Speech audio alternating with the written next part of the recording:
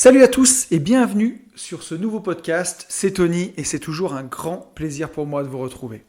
On redémarre cette nouvelle semaine ensemble. Maintenant, vous commencez à connaître le rendez-vous. Lundi matin, 10h du matin, c'est l'heure à laquelle je publie ces podcasts. Pour se donner du courage, pour affronter une nouvelle semaine, c'est important. Vous avez été nombreux à me faire des retours sur le podcast de la semaine dernière. C'était vraiment sympa. C'est un podcast que j'avais envie de faire depuis un petit moment sur mon métier d'aménageur foncier. Ça a beaucoup plu, vous avez été vachement intéressés par le sujet, vous avez été nombreux à me faire des retours. Nombreux aussi à me parler du livre qui va bientôt arriver. Donc ça c'est grand moment aussi pour nous, pour Benjamin et moi. Très content de sortir le bouquin. En ce moment je suis vraiment dans les corrections et on a quasiment fini. Ça va partir à l'impression normalement cette fin de semaine ou dans la semaine. Donc vraiment ça va être cool. Il va y avoir des belles choses qui vont arriver. Je suis invité à intervenir dans un séminaire au mois de décembre aussi. Donc ça c'est vraiment super sympa. Là ça sera 100% immobilier. Enfin avec toujours un peu de mindset derrière parce que on s'en débarrasse jamais complètement. Et c'est vraiment... ce serait vraiment pas intéressant de s'en débarrasser d'ailleurs. Mais voilà donc... les prochains projets qui arrivent, notamment donc le livre et puis les conférences, ça va être super. Et puis bien sûr notre petit podcast où on se retrouve tous les lundis matins. Le sujet de cette semaine, ça va être comment trouver son pourquoi. Pourquoi justement on va parler de ça parce que c'est un sujet qui est vraiment très important. Si vous me suivez sur cette page Une vie de liberté, si vous me suivez sur ce podcast, c'est que vous vous retrouvez un petit peu dans ce que je dis, dans ce que je fais. C'est que vous avez aussi envie de quitter la rat race, envie d'avoir une vie différente, une vie qui a plus de sens, une vie où on se sent plus libre. Donc c'est un sujet qui s'impose de soi, je pense. Comment trouver son pourquoi. Pour moi, c'est un sujet qui est vraiment important parce que il ne s'agit pas seulement de vouloir quitter la rat race, de vouloir être libre. C'est pas une fin en soi, quelque part. On a vachement plus à apporter au monde que de vouloir juste être libre et rester chez soi et rien faire du tout. C'est pas ça vraiment la vie, ce qui est important dans la vie. Ce qui est vraiment important, c'est de se réaliser, c'est de faire les choses qui sont importantes pour soi. Et ça, comment les trouver ? Eh ben, ce que je vous propose, c'est de vous raconter une petite histoire, comment moi j'en suis arrivé à me poser la question de mon pourquoi, et puis ensuite on verra comment vous pouvez vous poser cette question et les petites méthodes que j'ai moi appliquées pour y arriver. Pour moi, je ne me suis pas vraiment posé la question de d'abord mon pourquoi et ensuite, une fois que j'avais mon pourquoi, atteindre l'indépendance financière pour pouvoir le réaliser. J'en suis venu tout de suite à vouloir l'indépendance financière et après, je me suis posé la question du pourquoi. Alors justement, pourquoi ça s'est fait comme ça chez moi ? C'est assez simple en fait. Pour la petite histoire donc, quand j'ai eu mon diplôme d'ingénieur, je suis parti à Glasgow vivre pendant 1 an. Ça, j'en ai un peu parlé dans le premier podcast Qui suis-je ? Et donc, je vivais à Glasgow, j'avais 24 ans après mes études. J'ai passé 1 an là-bas, je vivais de petits boulots. J'étais surtout dans un centre d'appel. Je faisais ça 1 mois, je partais 1 mois, puis je partais me promener dans l'Écosse. Ça a vraiment été une vie fantastique, il n'y avait aucune contrainte. C'était la liberté à l'état pur, j'étais vraiment... On ne peut mieux, quoi. J'étais super, aucune pression, rien du tout. Je vivais au jour le jour, je ne me prenais pas la tête et je ressentais vraiment la liberté. Alors pour le coup, ça n'avait pas vraiment de sens non plus, puisque là-bas, je ne me posais pas du tout la question de mon pourquoi. J'étais jeune, je vivais au jour le jour. Alors, jeune à 24 ans, quand je vois certains jeunes d'aujourd'hui de 24 ans, tout ce qu'ils accomplissent, moi j'avais beaucoup de retard, j'ai mis vachement de temps à me réveiller. Mais c'est aussi encourageant, ça prouve que même en se réveillant tard, on se finit quand même par se réveiller, ce qui est déjà pas si mal. Mais donc je vivais à Glasgow là-bas, de petits boulots, puis je suis rentré en France. Et là j'ai mis 6 mois pour trouver du travail, je me suis confronté à la dure réalité française, comme dirait l'autre. J'ai mis 6 mois pour trouver du taf et j'ai fini par trouver du boulot dans une usine dans le Puy-de-Dôme qui fabriquait de la laine de roche pour l'isolation des bâtiments, où j'étais ingénieur de production.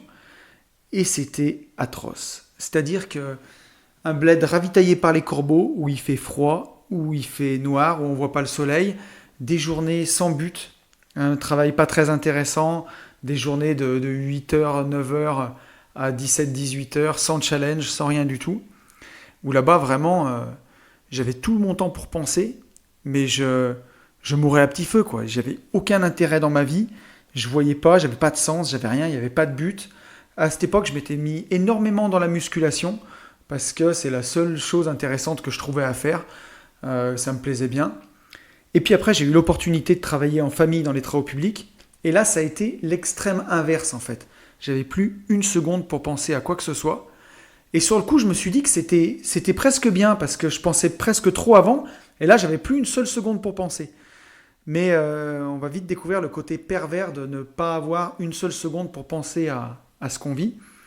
Puisque là-bas, je travaillais, mais c'était un rythme harassant, quoi. De 6 heures du matin jusqu'à 20 heures. J'arrivais au bureau, en plus j'habitais pas à côté, donc j'avais de la route, je partais à 5 heures du matin, je partais à 19h30 du bureau, j'arrivais à 20h30 chez moi, et j'ai fait ça pendant 12 ans quand même.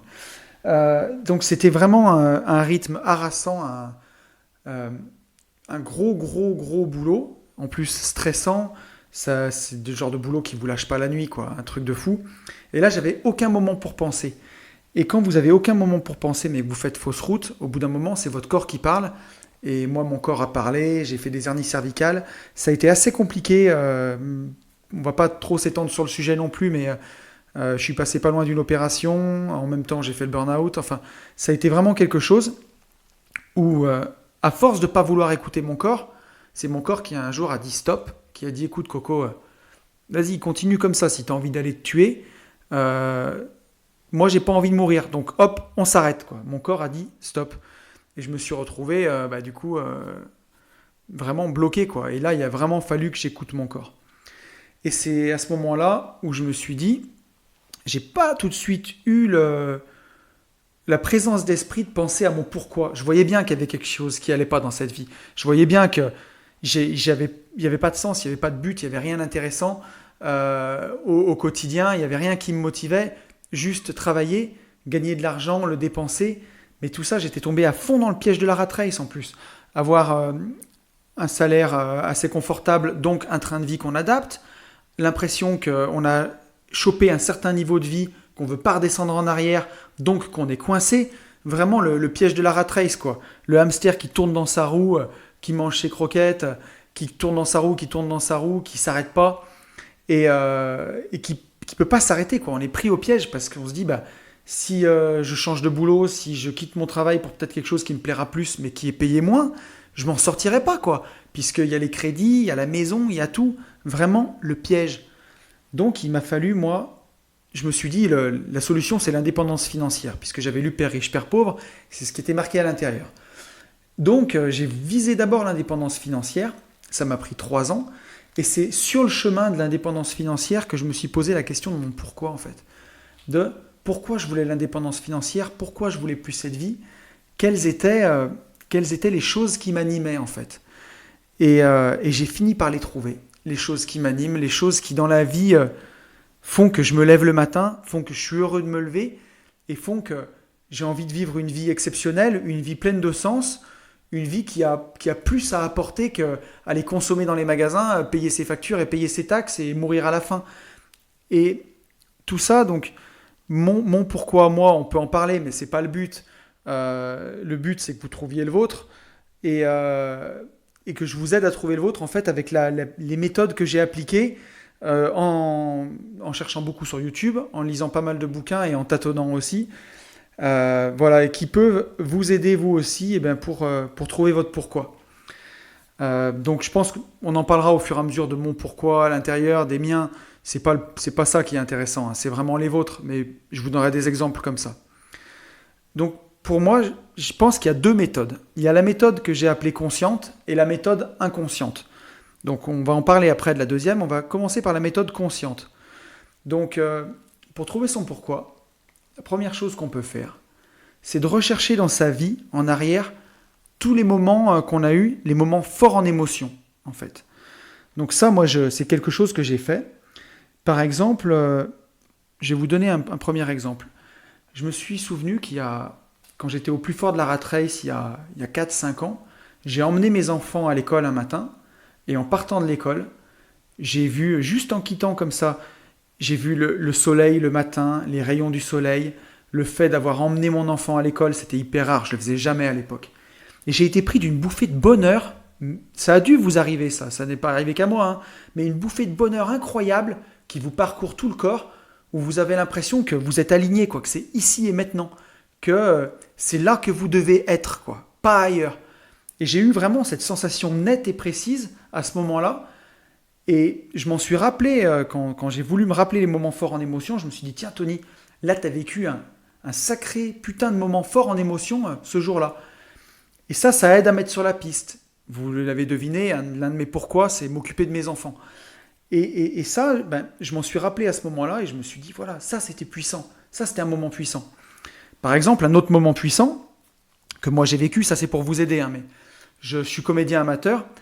Et quand on joue au théâtre, quand on a terminé la pièce, même pendant la pièce, quand les gens rient, ou quand on a terminé la pièce, que les gens applaudissent, qu'ensuite on va se changer, puis on va boire un petit verre, et là il y a les gens qui ont assisté au spectacle qui viennent nous voir et qui nous disent merci, j'ai oublié toute ma journée pourrie grâce à vous, merci, j'avais eu une journée de merde et grâce à vous je me suis marré pendant 1 heure, il n'y avait plus rien qui existait, il y avait que votre pièce. Ça, moi, ça m'a procuré des bouffées de bonheur incroyables où on a les pieds qui touchent plus par terre, on a les papillons dans le ventre. C'est des super moments, quoi. Et on se dit, purée, j'ai vraiment fait un truc bien, quoi. On a l'impression qu'on est complet, qu'on a réalisé quelque chose.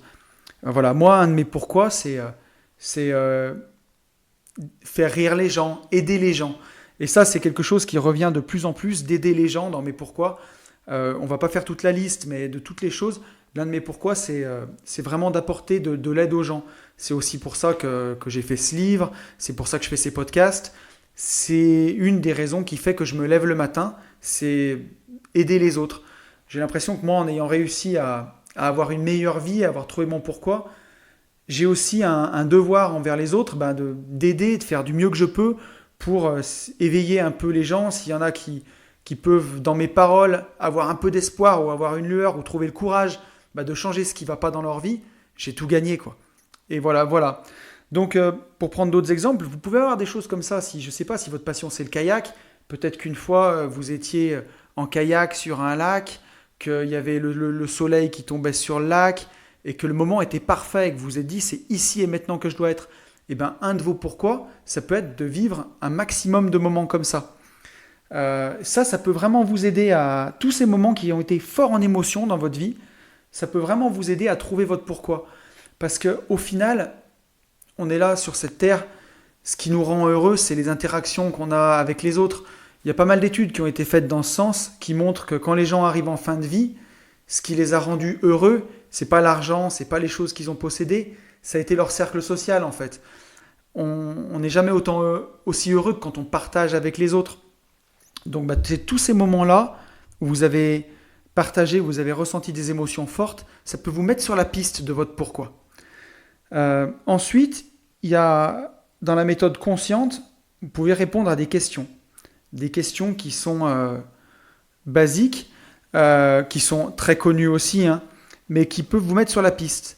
Par exemple, qu'aimes-tu faire pour les autres ? Une question, qu'est-ce que tu aimes faire pour les autres ?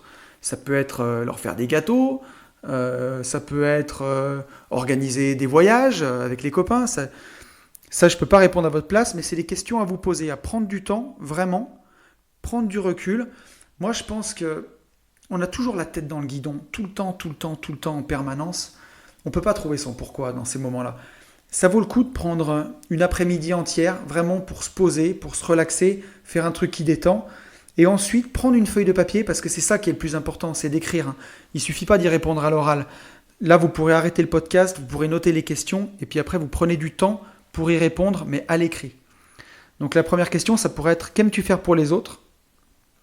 La deuxième, ça serait « Qu'est-ce que tu serais prêt à payer pour exercer ?» Par exemple, si je prends un exemple à la con, mais ces podcasts que je fais en ce moment, j'aime tellement faire ça, j'aime tellement partager, je serais prêt à payer pour le faire. D'ailleurs, c'est ce que je fais, hein. J'ai acheté un micro, j'ai acheté un peu de matériel, et ça ne me rapporte rien. Donc, je paye pour le faire, quelque part. Je prends du temps sur mon temps, je le fais gratuitement. Voilà. Le livre qu'on est en train de faire, il y a beaucoup de valeur à l'intérieur, pour un montant qui n'est pas énorme. On va le vendre moins de 20 €. Et c'est pas pour l'argent, c'est vraiment pour partager, pour aider, pour faire des rencontres. C'est quelque chose, le bouquin va pas rapporter grand-chose, presque je paye pour le faire, quoi. D'ailleurs, pour l'instant, j'ai payé pour le faire, il n'y a encore pas de retour, il n'y a rien du tout. Ça, c'est des questions qui sont importantes à vous poser. C'est qu'est-ce que vous seriez prêt à payer pour exercer? Ça va vous donner vraiment, vraiment comment dirais-je, un bon indice sur votre pourquoi. Je vais encore parler de moi parce que c'est peut-être le plus simple, mais par exemple le théâtre, je sais que moi je paierais pour jouer, hein. D'ailleurs, j'ai entendu récemment dans un podcast que Jim Carrey, à l'époque, payait pour jouer sur scène quand il n'était pas connu. Il aimait ça à un tel point qu'il payait pour pouvoir jouer, pour avoir un espace libre pour exercer son talent. Ça paraît incroyable, mais voilà, ça va vous donner une bonne un bon indice pour trouver votre pourquoi. Un autre petite question, c'est quelle activité vous faites?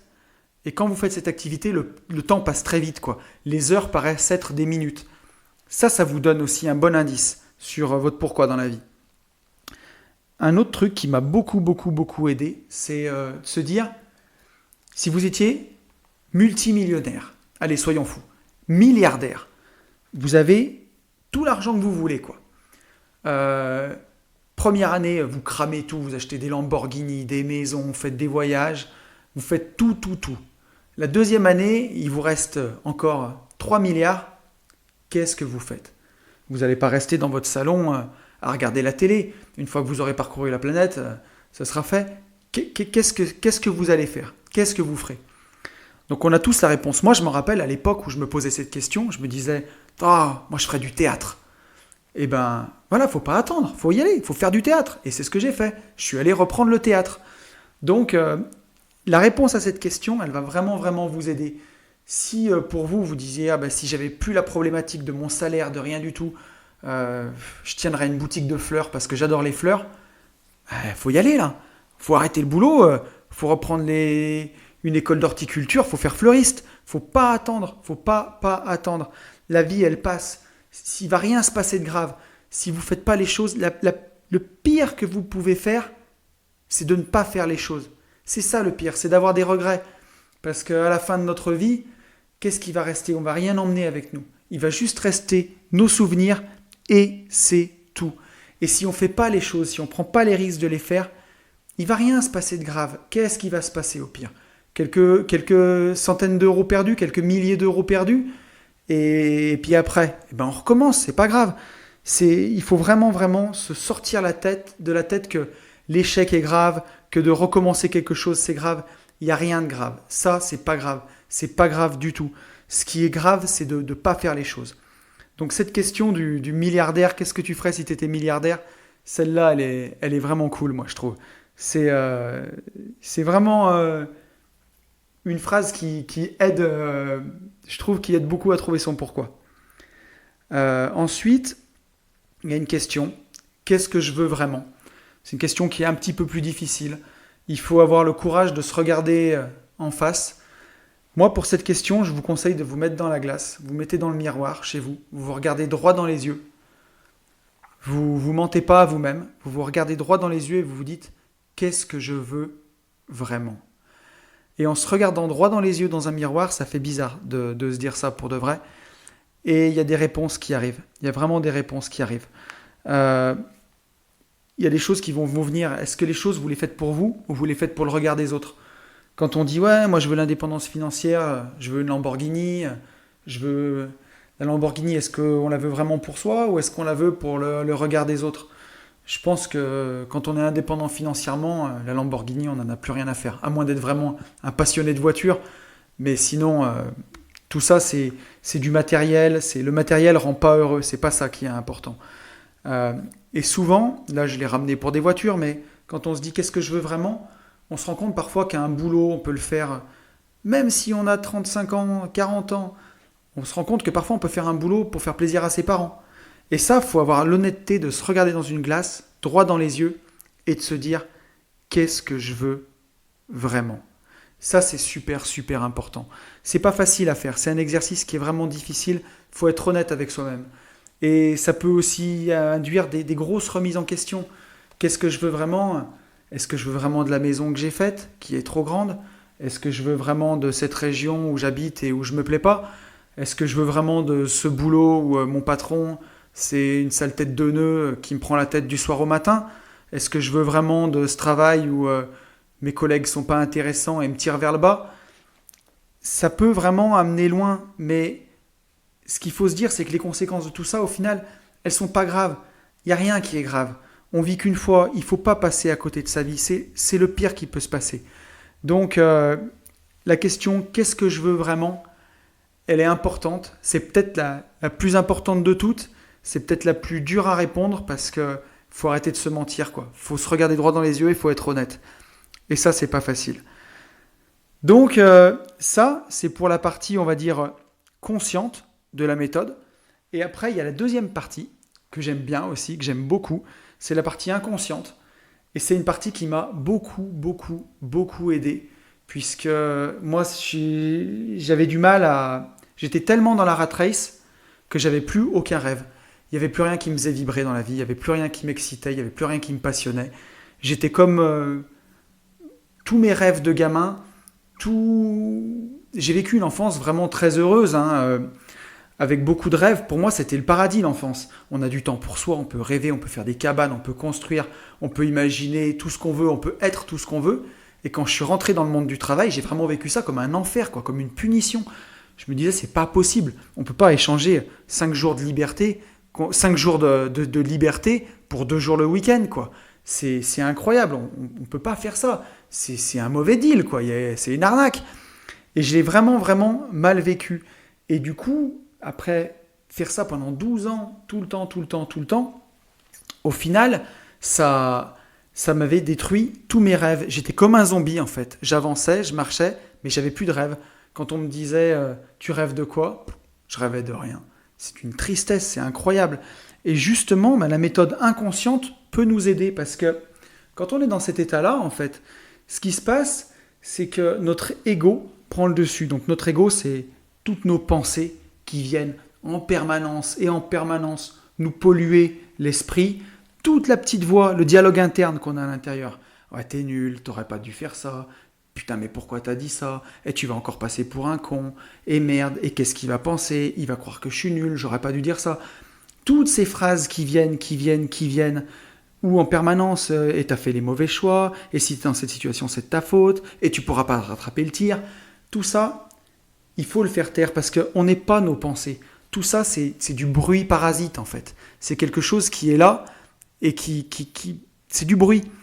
On peut déjà, dans un premier temps, le remplacer radiocritique, là, en permanence, par des affirmations positives, ça aide, mais le mieux, quand on veut trouver vraiment son pourquoi, c'est de la faire taire complètement. Et ça passe par la méditation. Et ça, je peux vous dire que c'est quelque chose qui est incroyablement puissant. Je médite quotidiennement depuis le mois de décembre de l'année dernière, tous les matins, pendant 20 minutes, quand je me lève. C'est incroyable. On ne peut pas mesurer tous les bénéfices de la méditation tant qu'on ne l'a pas expérimenté. Et je vous invite vraiment, vraiment à le faire. Vous pouvez le faire avec l'application Petit Bambou, qui est vraiment très pratique, vraiment très facile à utiliser. Ça, c'est le plus simple. Après, sinon, il y a pas mal de vidéos sur YouTube qui expliquent comment méditer. Petit Bambou, je trouve que c'est le plus ludique. Ça coûte 5 balles par mois, c'est rien du tout. Et par rapport à ce que ça peut vous apporter, c'est sans commune mesure. Donc, méditer, ça va vous permettre de faire taire toutes ces voix et vraiment vous connecter avec votre essence à l'intérieur, puisque vous n'êtes pas vos pensées. Et votre essence à l'intérieur, ce que vous êtes, vraiment la personne qui existe ici et maintenant, dans l'instant présent, elle sait ce qui est bon pour vous. Elle sait. Et donc, chaque matin, 20 minutes par jour, en la faisant taire, cette petite voix, ça va vraiment vous permettre d'avoir plus d'intuition. Et quand vous aurez des choix à faire dans votre vie, quand vous aurez des décisions à prendre, toutes ces décisions, elles vont venir quasiment d'elles-mêmes, en fait, puisque vous aurez plus d'intuition. Vous aurez un sens comme presque un sixième sens, j'ai envie de dire. Vous serez beaucoup plus fin. Vous saurez tout de suite si une décision, elle vous rapproche ou elle vous éloigne de votre pourquoi, avant même de le conscientiser. Et ça va vraiment, vraiment vous aider parce que quelque part, c'est votre cœur qui va vous guider plus que vos pensées. Et ça, c'est vraiment, vraiment, vraiment magique. Méditer, je pense que c'est le... Si vous deviez vous rappeler que d'une seule chose de ce podcast, il faut que ce soit la méditation. Vraiment. Parce que, au fond de vous-même, vous savez ce qui est bon pour vous. Vous le savez. Et quand vous pensez trop, derrière, vous conscientisez trop les choses et ça fout tout en l'air. Parfois, il n'y a rien besoin de conscientiser. La réponse, vous l'avez en vous. Sauf que vous ne vous écoutez jamais. Il y a toujours ce brouhaha en permanence de pensée qui est là derrière et qu'il faut apprendre à faire taire. C'est pas facile la méditation, mais c'est pas difficile non plus. C'est juste qu'il faut prendre ce temps-là pour soi et ça va vraiment, vraiment vous aider. C'est difficile à décrire, c'est dur d'en parler. J'espère que je le fais avec suffisamment de passion pour que ça vous donne envie de le faire.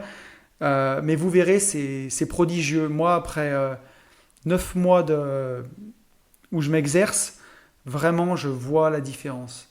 Aujourd'hui, je sais, j'ai l'impression de savoir beaucoup plus d'instinct si une proposition, il faut que je la saisisse ou il ne faut pas que je la saisisse. Et ça, je vous conseille vraiment de méditer. Ensuite, une autre chose que je peux vous conseiller et qui, je pense, est vraiment, vraiment bien, c'est d'écouter son deuxième cerveau. Et le deuxième cerveau, c'est les intestins.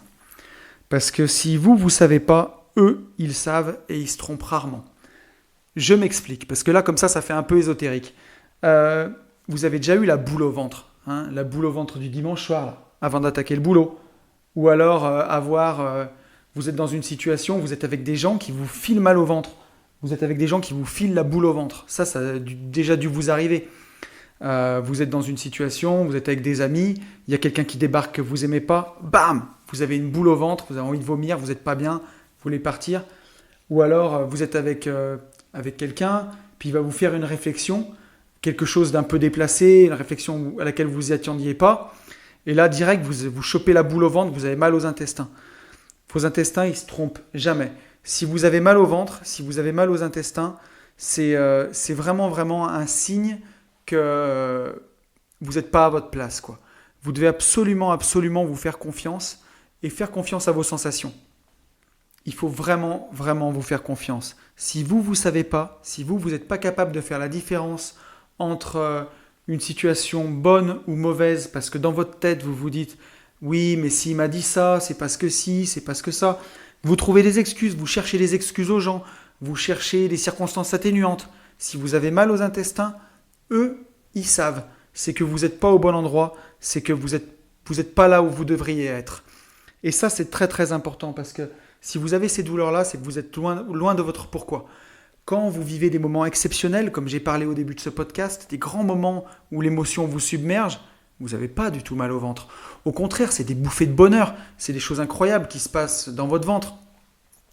Là, quand vous avez ces nœuds au ventre, il faut vraiment y faire attention. Je trouve que c'est une méthode qui m'a beaucoup, beaucoup aidé, notamment dans mes relations. Quand j'avais ce genre de problème-là, des nœuds au ventre, je savais que je faisais fausse route et je savais qu'il fallait que je me sépare de certaines personnes. Voilà, donc ça, c'est vraiment un super, super, super outil. Donc, écoutez, je crois qu'on arrive au bout de ce podcast. J'espère qu'il vous aura plu, j'espère qu'il vous aura apporté de la valeur, que vous l'aurez trouvé intéressant et qui pourra vous aider.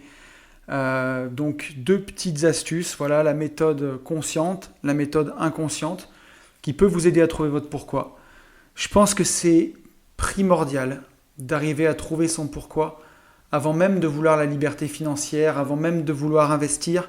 Savoir pourquoi on fait les choses, c'est hyper important. C'est comme un GPS en fait.